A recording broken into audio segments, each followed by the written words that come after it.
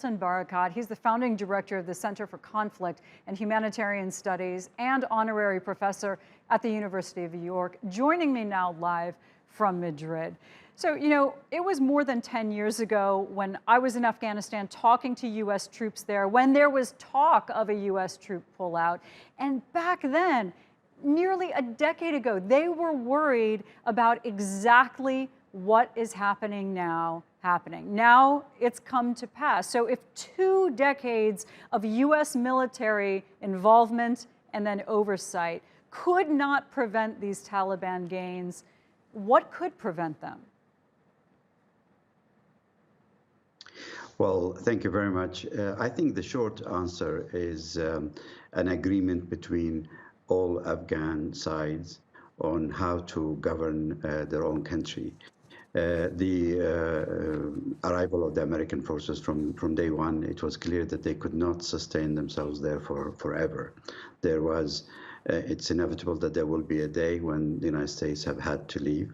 And in fact, from 2014-15, there's been a major reduction in terms of forces. And also last year, following the 29th of February agreement, the Americans did start withdrawing their forces.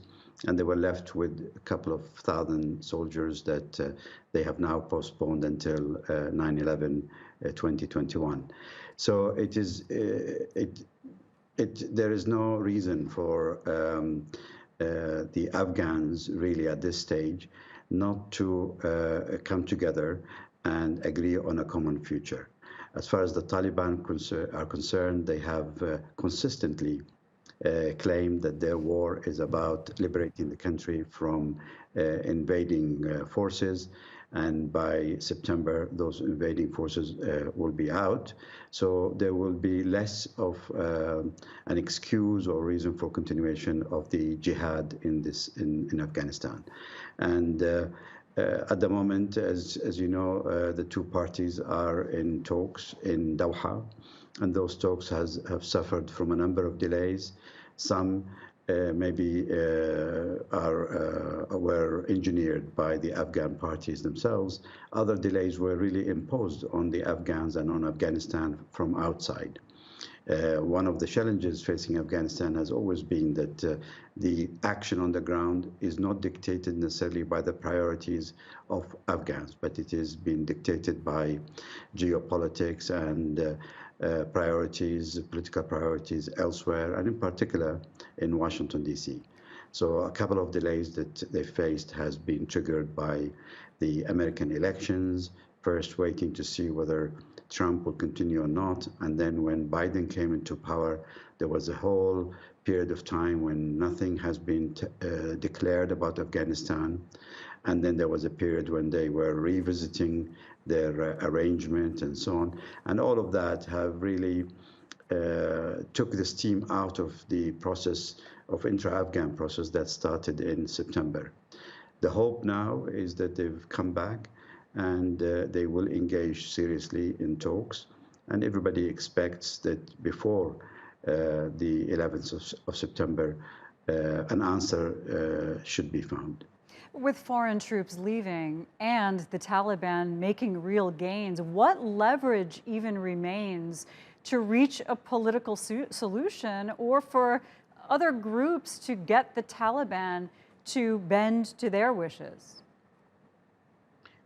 Well, I don't think the use of force is going to bend any side at this moment. And the Taliban are very aware of the fact that the international community is totally unwilling to recognize a government that takes over the country by military force. And if the Taliban is serious about governing or participating in the government on the governing of Afghanistan, they have to take on board the wishes and the relationship, a very complex relationship with its neighbors and with the international community at large. Afghanistan is one of the most aid-dependent countries in the world. At the moment, 30% or more of its aid goes on military expenditure. Now, the Afghans have an opportunity to reduce that by having a peaceful future and help the international community support them to rebuild the country and bring it on a track of peace. I think the Taliban are very aware of this, and they would be making a huge mistake if they were to simply push by force into power. And all the indications we've seen so far is that they are genuine in their approach so far and in their commitment to seek a negotiated settlement. That, of course, does not mean that there has been a ceasefire on the ground, and this has been right from the beginning the condition under which the Taliban agreed to engage in talks, first with the Americans that led to the 29th of February agreement, and later on with the other Afghan sides, that they will not stop the war. And that, I think, has to do with the nature of the movement, the way they recruit their soldiers, the way those soldiers or fighters engage. As you know, many of them are part-time fighters. They're not full-time fighters. They may be farmers during the day, fighting at night. They move differently from a regular organized army. So for them, a ceasefire, in the traditional definition of ceasefire, was totally unacceptable. And having said that, of course, over the last 2 years, since they've started talking to the Americans first and then the other Afghans, they have agreed and implemented 3 limited ceasefires around Eid. And those were sufficient, I think, to demonstrate to the Afghans and to the world that they have the will.